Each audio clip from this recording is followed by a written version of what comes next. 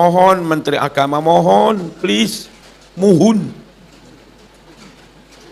Ya, isu atau apa barangkali temenanan, mohon dibatalkan.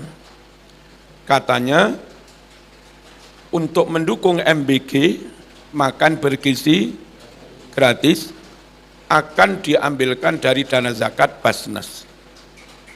Dan diambilkan katanya dari wakaf tunai apa kami kurang tahu. Mohon itu nggak bisa. Zakat itu ada pembentukannya untuk para asnaf 8 atau mustahik yang mereka itu muslim bukan non muslim. Muslim pun yang fakir miskin atau yang punya utang atau musafir nggak punya bekal untuk pulang atau mu'allaf kayak begitu. Sementara yang menerima manfaat MBG itu pertama pihak pengusaha yang punya dapur. Katanya ambil laba sekitar 33%. 15.000 yang 5.000 untuk biaya operasional. Yang 10.000 jatuh ke penerima manfaat, penerima nasi. Nah, zakat itu untuk asnaf fakir miskin. Lah pengusaha-pengusaha yang punya 10 dapur itu bukan fakir miskin, itu kaya raya, enggak berhak menerima zakat. Di sekolah-sekolah kaya miskin terima semua, padahal zakat hanya untuk yang miskin. Ya, lalu di sekolah muslim non muslim terima semua MBG itu, zakat enggak boleh untuk non muslim. Mohon Pak Menteri, muhun. Ya, jangan diteruskan menyalahi kaidah syariat. Paham nggih? Terus kepada pemerintah, kami juga mohon dipertimbangkan yang bijaksana. Puasa itu kalau bisa kebutuhan sebulan berapa sih? Transfer aja. Perkara yang kadung punya dapur, terus mereka kelimpungan lah, aku lek rugi kadung gawe dapur, gak masak sak bulan. Udah itu pitung buri. Tapi mohon kemaslahatan umat, kemaslahatan publik, rakyat banyak didahulukan. Anak SMP, SD, tentu kita ingin mereka puasa, kecuali yang non-muslim. Nah, satu dapur mengcover 3.000 porsi, itu enggak mungkin masaknya subuh. Masaknya mesti sejak malam, Mas, wong 3.000 porsi.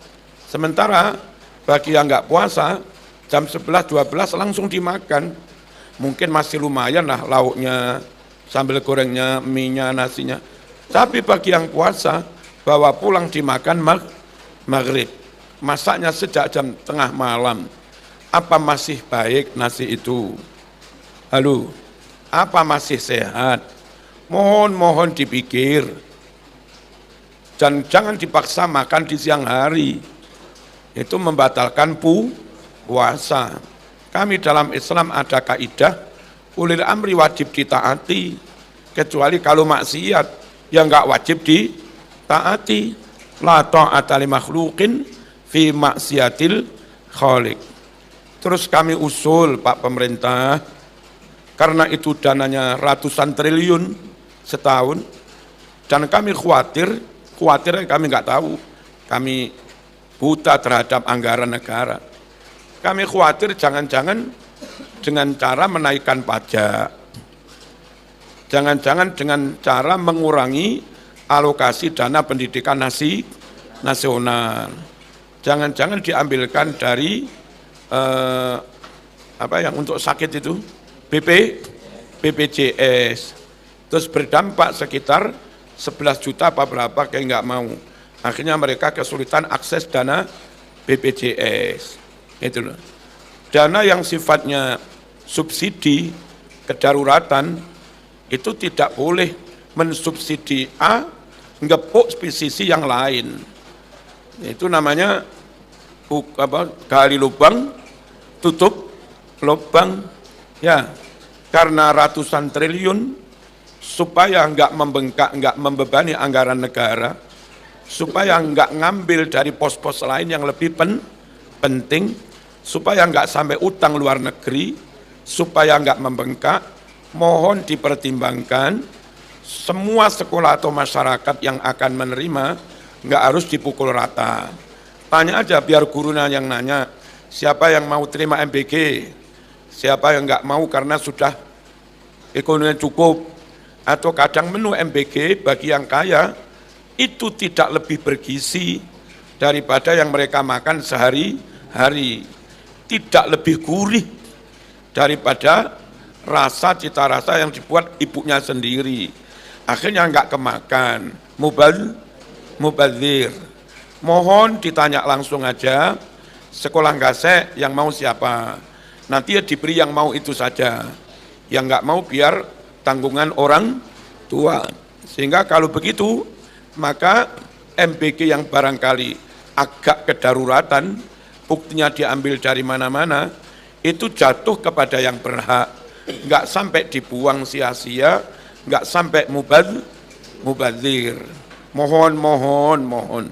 Kami nggak menentang MBG, tapi kami khawatir kalau dipaksakan seperti itu, mereka yang kaya yang cita rasanya di atas kualitas MBG, mereka ngenyek, menghina, membuang, mubazir. Apalagi dana begitu harusnya jatuh kepada yang berhak, yang fakir miskin, yang butuh. Saya yakin kalau didata ulang hanya untuk yang butuh tidak harus ratusan triliun, akan mengurangi sebanyak-banyaknya sehingga tidak sampai mengganggu anggaran Dignas, nggak mengganggu anggaran BPJS, nggak mengganggu Basnas, karena masing-masing punya pos sendiri. Ini saya matur demi kemaslahatan. Setuju toh? Allahumma shalli ala sayyidina Muhammad. Sekali lagi untuk puasa, jangan dipaksakan dibagi. Dipangan di sekolahan, mereka membatalkan puasa, haram, dibawa pulang, nanti khawatir satu wadai hilang. Besok lupa nggak dibawa gurune sing kepotokan. Dan khawatir masakannya, sayurnya, jangan-jangan sudah tidak baik. Karena bisa-bisa dimasak sejak kemarin malam. Itu loh. Terus kami juga usul Pak Pemerintah, itu kan untuk membuka lapangan pekerjaan. 1 juta lapangan pekerjaan terbuka dengan MBG. Tapi juga jangan menutup mata, ada yang banyak menjadi korban gara-gara MBG. Banyak sekolah-sekolah yang di situ ada kantinnya. Nah, kantin itu kadang dikelola bapak tukang kebun, bapak itu atau bagian ibu cleaning service dan yang lain-lain, yang mereka bukan ASN, bukan PNS honorer, yang paling-paling sebulan dapat gaji 300, 400, tapi diperkenankan buka kantin. Lah kena MBG mas, kantinnya yo tutup gitu loh, paham ya? Jadi memang itu bisa membuka lapangan pekerjaan, tapi mohon kita juga sejujurnya membuka mata, buka telinga, ada yang jadi korban karena MBG itu. Warung sekitar SMP bukan hanya yang di kantin, itu juga terdampak. Anak-anak dulu jajan di warung sekitar, sekarang wis nggak patek jajan. Kasihan mereka juga. Pondok misalnya segede Ploso, Lirboyo, Sarang, terus Asem Bagus, Paiton, terus Zainul Hasan, Sidogiri, itu di sana ada banyak warung, milik Ustadz, milik Gus, milik Ning, milik Kiai. Kalau sekali setiap siang, semua santri dapat MBG, kalau sing tuku ning warungnya Gus, ya Gusnya yang ini mah. Apa ini? Mesak nih. Nah saya usul, jangan puo-puo, jangan serakah, jangan monopoli, maunya semua dikelola oleh pihak ini. Berbagilah, taruhlah dapur ini, itu mengcover 3.000. Areal nggak jauh dari dapur itu, ada sekian warung. Ya, Nah, 3.000 itu butuh berapa? Taruhlah butuh beras 2 kintal. Dibagi aja masing-masing warung, suruh masak beras 10 kilo. Sekian warung nanti setor ke MBG, tinggal diberi, ini loh, berasnya harus ini.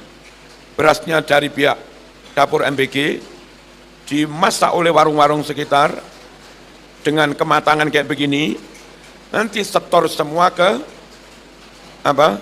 MBG. Masing-masing diupahi 100.000 lumayan. Ya, ada MBG tapi warung dapat rezeki. Dan nyuwun sewu, supaya mengemasnya juga cak-cek dan selesai, jangan hanya pegawai resmi yang mengerjakan, bagi rezeki lah. Ada anak kampung, ada anak IPENU, pemuda Muhammadiyah, terus ada Karang Taruna nganggur, ya ambillah anak 50 apa ya apa, setiap jam berapa pagi, mengemas bareng-bareng, nanti diopahi 50.000-an. Berbagi tapi kita nggak kupuh masak sejak malam, masak pagi berani, karena dimasak puluhan warung yang ada di sekitarnya, yang pihak MBG tinggal lauknya.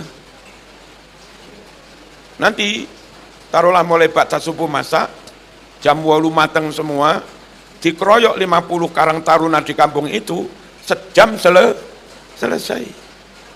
Sehingga nasi itu benar-benar fresh. Andai yang begitu dimakan buko, saya kira masih nutut. Ya, kalau masak dari malam dimakan buko, ya wassalam. Mohon dipertimbangkan semua, dan ini kalau sampai enggak dibenahi, terus ruwet ribut di bawah, itu juga merugikan Pak Presiden juga. Nama Presiden jadi enggak baik. Itu loh. Popularitasnya jadi menurun, angka dukungan jadi menurun. Nah gitu loh. Jadi kalau kami usul begini, bukan anti pemerintah, itu juga nama baik pemerintah juga. Gitu ya. Dan mohon kontrol mutu benar-benar diterapkan. Dapur yang harusnya beras premium tapi pakai beras bulog harus kena plit, kartu kuning. Ya, ayamnya misalnya harus ayam segar, tapi dia membeli ayam fresh run impor dari Australia atau dari mana-mana, ya kena semprit. Harusnya begitu. Kalau enggak, nanti terulang lagi ratusan keracunan digoreng di medsos, juga mempengaruhi dan bisa menjatuhkan nama presiden. Niki Pak Pemerintah, dalam Marzuki derek matur, saya enggak menentang, tapi ingin yang enggak beres itu dibenahi, supaya maslahat untuk rakyat, maslahat untuk anggaran negara, enggak membengkak, enggak nambah hutang, dan maslahat untuk presiden juga.